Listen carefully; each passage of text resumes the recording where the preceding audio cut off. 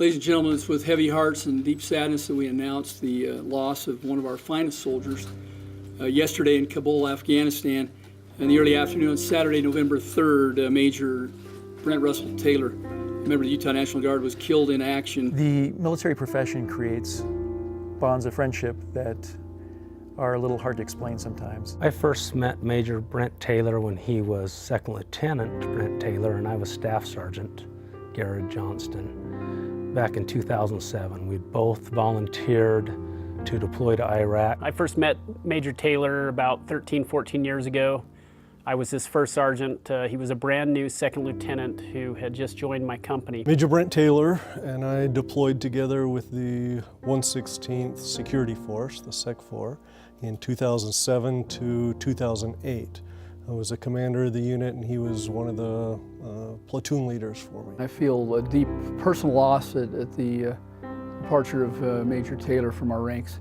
He served under my command for the last almost 7 years, and he was a shining star, a bright light in our formation. Shakespeare tried to explain it in his play King Henry V, talking about the Battle of Agincourt, and the king is talking to his troops right before they're trying to breach the walls, and he talks to his men about we few, we happy few, we band of brothers. Even when things weren't going so well, at times he was always one that was lifting others up. He would make visits to soldiers in their living quarters. He would walk through the company headquarters, always with a positive word to encourage and strengthen soldiers. He was very keen and aware of others who were struggling. Regardless of who he was dealing with or the fallout or the problems it may cause, he stood up and believed in what was right, regardless of the situation, and he wouldn't back down from that. That kind of describes that kind of band we have together, that bond of friendship that kind of overcomes everything else in the world.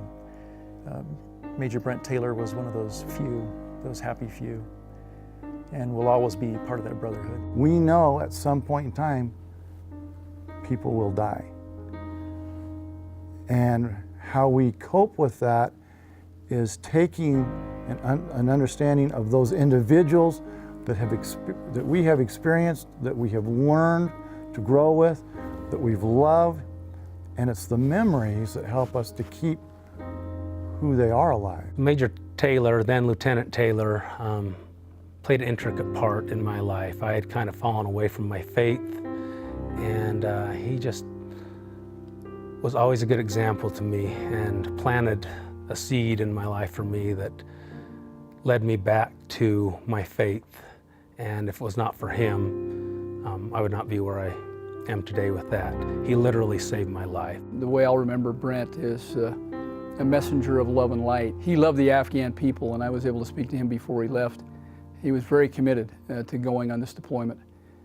Even though, as it's been said before, he didn't have to go.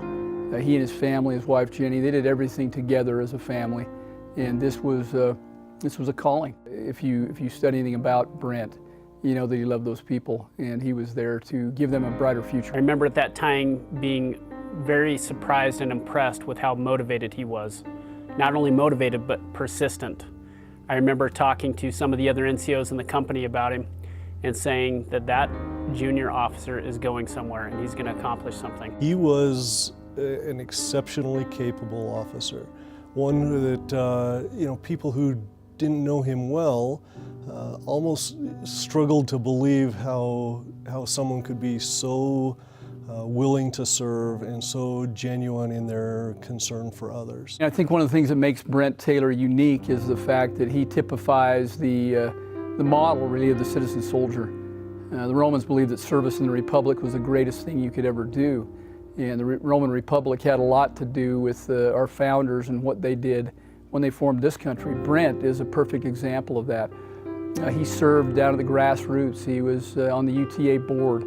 He was a city councilman, and then he was elected mayor twice of his city. It's funny, if you talk to anybody that knows Brent, most of the emails that the city council got from Brent were at 2 or 3 in the morning, because the guy was fully engaged. He worked hard to bless the citizens that he served. I know that he was called home because he was needed and He's just deployed again, and I know that he loves his family. He spoke of them often when we were deployed, and Jenny, the love of his life.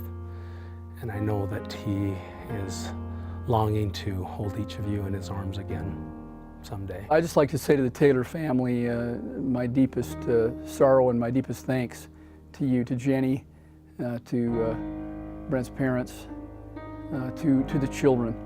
Know this about your father: his light won't be extinguished by this horrible act that occurred in the house of friends. Brent's life was needlessly taken, but I can tell you that his example will shine on. I want you to know that we're deeply sorry for what has happened to Brent and the loss and the sorrow that you and your children are feeling, but we want you also to know how much I look up to Brent and what an example he was to me. Major Taylor, I'd like to just tell you thanks for your service and sacrifice, and we will see you again soon. Brent, I just want to personally thank you for being an example of patriotism, leadership, discipleship, and most importantly, for being a true friend to me. And ask you that you look out for my daughter on the other side and take her under your wing. And I look forward to the day that we get to meet again on the other side and embrace.